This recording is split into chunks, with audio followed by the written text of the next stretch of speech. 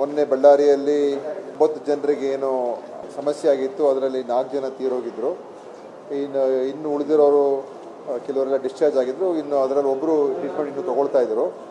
ಅವರು ಪಾಪ ಅವರು ಕೂಡ ತೀರ್ಕೊಂಡಿರುವಂಥದ್ದು ಇದು ಒಂದು ನಮಗೂ ಕೂಡ ಮಾಹಿತಿ ಬಂದಿದೆ. ನಿನ್ನೆ ರಾತ್ರಿ ನಿನ್ನೆ ಘಟನೆ ಆಗಿರುವಂಥದ್ದು.